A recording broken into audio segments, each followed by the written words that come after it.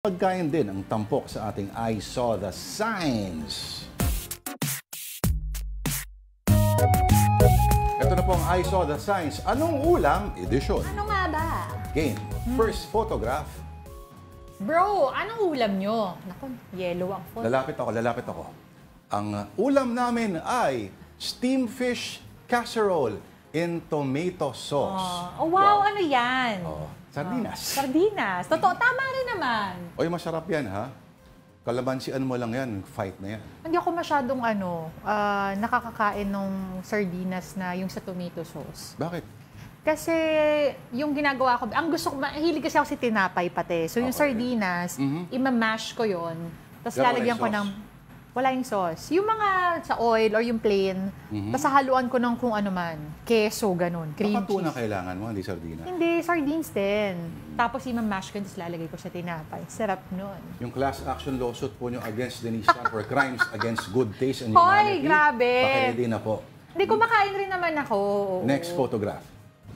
O bakit? Variety. Anong ulam? Oh.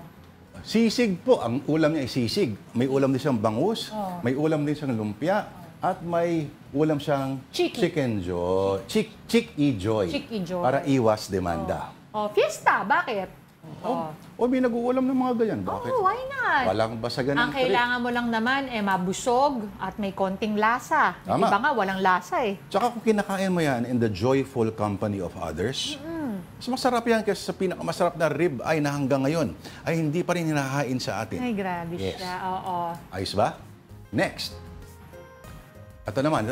Okay. Homeless, bangus, dagupan. Okay. Saan kaya, no? Saan kaya hinuli itong homeless bangus? Kawawa naman yung homeless. Talagang siya ay wala nang mauwian. Oo. Siguro, kaya siya sumut na lang dun sa what's net? Sa lambat. Lambat. Oo. Nasa yelo na. Kawawa naman. Oo nga. Tinanggalan na nga ng boto, tinanggalan pa ng pamamahay. Ay, nako. Ng tinik, wala ng bahay. Nakapagpasaya naman daw siya at the end of the day. At kung gusto nyo rin pong magpasaya at makakita kayo ng mga ganyang klaseng signs, please send them to us at afternoondelighton@gmail.com.